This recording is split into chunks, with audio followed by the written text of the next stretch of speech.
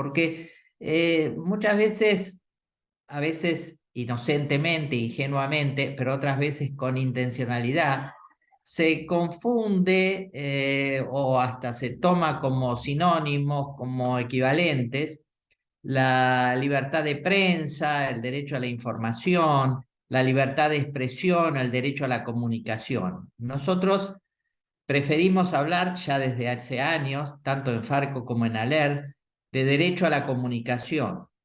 Y hasta mediados del siglo XX se discute en muchos países y hay legislación para defender los derechos de los periodistas, en principio, o trabajadores de prensa, trabajadores de los medios. Pero esto evolucionó, evidentemente, y se pasa al sujeto universal, es decir, esto se convierte en un derecho de todas las personas por el solo hecho de ser personas a mediados del siglo XX, un momento clave para la humanidad después de las grandes guerras, en 1948 con la Declaración Universal de Derechos Humanos, que en el artículo 19 de la Declaración Universal de Derechos Humanos, dice: todo individuo tiene derecho a la libertad de opinión y de expresión. Este derecho incluye el de no ser molestado a causa de sus opiniones, el de investigar y recibir informaciones y opiniones, el de difundirlas sin limitación de fronteras por cualquier medio de expresión. Entonces, aquí la novedad es, el derecho no es solamente de los propietarios de los medios o de las empresas de medios, no es solamente de periodistas, comunicadores o trabajadoras de los medios, es de todas las personas, por el solo hecho de ser personas. Todo esto para decirles, bueno, hay un marco internacional que los organismos internacionales aceptan, reconocen y hasta promueven medios en manos gestionados por las organizaciones populares, por las organizaciones sociales, por las organizaciones libres del pueblo. Y somos instrumento de la voz, las voces de nuestro pueblo. Esto ha servido como base para el debate en muchos países sobre legislaciones en comunicación. En Argentina, claramente, en el 2009, como base para la Ley de Servicios de Comunicación Audiovisual, que surge a partir de una iniciativa ciudadana. Presentamos 21 puntos en el 2004 que se convierten en ley en el 2009 después de un amplio debate ciudadano y con la decisión del gobierno de aquel momento de la presidenta Cristina Fernández de Kirchner, y que garantiza, en principio garantizaba, hay que decir, estos derechos y en muchos aspectos. Legislación que después fue derogada en gran parte o modificada sustancialmente por el gobierno siguiente de Mauricio Macri a fines del 2015, y esas modificaciones siguen vigentes hasta hoy. No se ha vuelto a la ley original ni se ha podido avanzar en eso. Procesos similares se dieron en, bueno, Jorge seguramente lo va a explicar con más detalle, en Ecuador, en Bolivia, donde claramente aparece el derecho a la comunicación en las constituciones nacionales, a diferencia de otros países que siguen hablando de libertad de expresión simplemente. En Ecuador, la comunicación, el derecho a la comunicación está incluido en la Constitución, en Bolivia también con las reformas constitucionales y con los debates que se dieron en la mayoría de nuestros países en los primeros años de este siglo. Bueno, Corape es una organización que nace justamente de todo el tema de la corriente de la comunicación popular y comunitaria en América Latina, a través justamente de ALER, y nosotros tenemos 33 años de trabajo en el Ecuador. Y en el marco de esto, obviamente desde el 90 y desde años anteriores, siempre ha sido justamente esta lucha para la democratización de la comunicación. En el marco de eso, bueno, hay varias peleas desde el 2002 justamente para que el Congreso en ese momento pueda reconocer, porque no eran reconocidos los medios de comunicación comunitarios, sino hasta la Constitución del 2008. En el 2011 se genera una consulta popular. Entonces, en la consulta popular se hace las votaciones y gana esta pregunta donde justamente está de acuerdo con expedir una ley de comunicación y que se cree un consejo de regulación que regule la difusión de los contenidos de la televisión, radio y publicaciones de prensa escrita. Entonces, esto es súper importante porque ha sido como que la forma en la cual hemos podido como pelear un poco para que no se elimine completamente la ley. Nosotros nos hemos basado justamente, como decía Néstor, pues en otras leyes como justamente la Argentina, ahí justamente en el tema de la distribución de frecuencias. Y una de las cosas que siempre hemos hablado y es que existen las acciones afirmativas para medios de comunicación comunitarios. Es decir, si es que históricamente se ha tenido el 98% de frecuencias, medios privados y que lo han manejado a través de monopolios durante tanto tiempo, tiene que haber acciones que nos permitan alcanzar, digamos, cierto porcentaje de la distribución equitativa. Luego se hace en el 2020 un concurso, se logra volver a hacer un concurso, que es un concurso súper complejo porque se hace en el marco de la pandemia.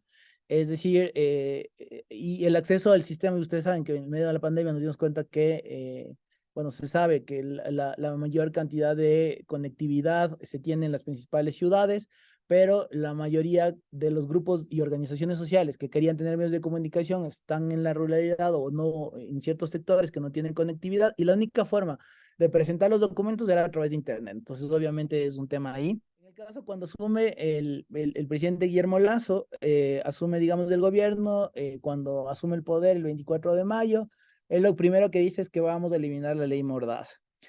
Y si ustedes ven, digamos, ya en el 2019 con la anterior reforma, ya no existía, o sea, no existía superintendencia, no existía, digamos, sanciones. O sea, él básicamente cambia nuevamente y lo pone en discusión el tema de la ley, con el fin justamente de aniquilar todo lo que conllevaba con lo que quedaba de la ley en ese caso. Y luego se presenta un informe de minoría, que eso fue respaldado por organizaciones como Corape y otras organizaciones de ALER, que estuvimos, digamos, tratando de salvar algunos temas y tratar de meter otros que son importantes pensando en el tema del derecho, porque como decía Néstor, lo que se habla y siempre se embandera es justamente la libertad de expresión, la libertad de opinión, pero se deja de lado todo lo que conlleva justamente en la redistribución, en acceso, en la igualdad, digamos, en tema de contenidos. Bueno, desde Corape, justamente para todo este proceso, hicimos un recorrido nacional con foros locales donde hablamos con el tema de la autorregulación, que era otro tema que se hablaba, entonces con periodistas, medios de comunicación comunitarios, comunicadores, comunicadoras, universidades. Justamente hacíamos un debate, todo esto lo cogimos y lo mandamos en un informe y lo pusimos en un proyecto de ley también que se apoyó, que se ingresó. Vuelvo y repito un poco lo central de todas estas dos reformas y la ley como tal y la constitución siempre ha sido en el marco justamente de la comunicación como un derecho. Seguimos teniendo obviamente espacios donde la radio es totalmente vigente y que se sigue trabajando y que no hay otra forma más que la radio como acceso. Pero además de que es una herramienta política comunicativa, de que desarrolla las comunidades y todo eso. Entonces, pero desde los estados de poder, pues siempre ha sido como el tratar de estar peleando más todo este proceso económico que siempre está detrás, ¿no? Entre radialistas marginadas y marginados nos encontramos en un centro de comunicación, Voces Nuestras, donde decimos a la radio, compañeros, ¿no? Vamos a hacer la radio y vamos a mover esto. Entonces, ahí es donde nace, digamos, en mi historia y en varias historias, el por qué nos vinculamos en el tema de la radio, sobre todo porque como organización empezamos a trabajar productos radiofónicos y para poder escucharlos y colocarlos, había que gestionar muchas cosas que estaban muy mal. Hay que partir por el principio de que la ley de Costa Rica, la ley de radio y televisión de Costa Rica es de 1954. ¿Sí? En 1954 no había ni televisión ni radio FM, había radio AM.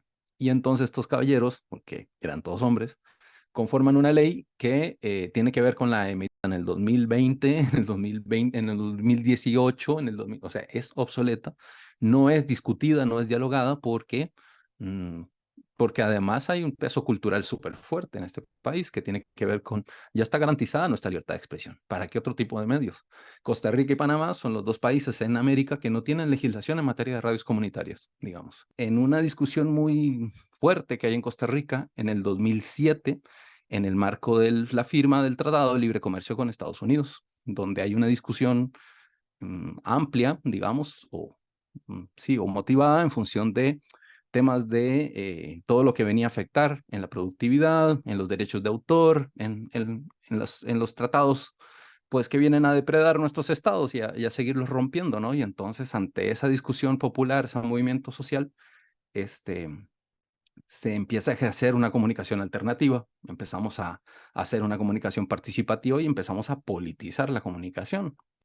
Y entonces, nada, pues tomamos posición, no podemos informar con neutralidad y empezamos a gestionar espacios de discusión y aquí es donde recibimos a personajes como Néstor Buzo, viene José Ignacio López Vigil, viene Alma Montoya, la compañera radialista de Colombia, y nos empiezan a hablar de compas, la radio va por aquí, el tema de los mecanismos va por acá, ¿no? Y entonces en 2012 empezamos ya a juntar texto y decir, no, aquí hay que presentar una ley, una propuesta de ley de participativa de radio y televisión, con lo que hemos conversado, ¿no? Y eso lo presentamos en 2015, una ley participativa, ¿no? O sea, este mecanismo es otro laberinto más u otra trampa, ¿no? Y entonces ahí nos frenamos, ¿no? Chantamos la moto y nos damos media vuelta y decimos, no, digitalizan la televisión en Costa Rica y pues se reparten el queque los mismos, ¿no? Con una ley de 1954 se digitaliza la televisión en Costa Rica, ¿ya? Y entonces nosotros ahí, pues espérate, no van a digitalizar la radio, que era una oportunidad para que se amplíe el espectro, ¿no? Ya el parqueo no está lleno. Y nosotros, como organización, decimos, para la calle. Nos vamos a comunidades y empezamos a promover, encender las radios y empezamos a fortalecer capacidades en grupos sociales de pueblos originarios, del campesinado, para decir, mira, esto es un parlante, esto es un micrófono. 2020 y 2021, pandemia, espérate. Como que en la calle, tienes que ir a encerrarte y taparte la boca, ¿no? Y esa es la disposición de política de alerta de bioseguridad y entonces paramos todo esto, retrocedemos, nos obliga de alguna manera a trabajar otro componente que teníamos ahí, que era la memoria histórica, y empezamos a trabajar con las comunidades, con pueblos originarios y los grupos de mujeres, un poco sus memorias históricas y presentar esto en una exhibición virtual que está en nuestro sitio web. Nos virtualizamos. ¿En qué se concreta esto? Porque no todo está tan malo. Hemos venido caminando y ya hemos ido concretando ya no solo lo que veníamos construyendo con el derecho, con el movimiento académico por el derecho a la comunicación, sino que lo hemos venido articulando ahora sí con radialistas que dicen, ya, mandemos. Vamos trabajando los transmisores, vamos generando las experiencias. Entonces, el contagiar en el buen sentido de la palabra al resto de la población de que esto es un tema importante para la democratización, y para la participación y pluralidad está costando cada vez más en función de ya no es Instagram, luego va a TikTok y luego a Twitch, y entonces ¿cuál es la nueva red social virtual que les va resolviendo sus lógicas comunicativas y que no está atendiendo, digamos, elementos de derechos humanos, que es también otro tema muy difícil de plantear?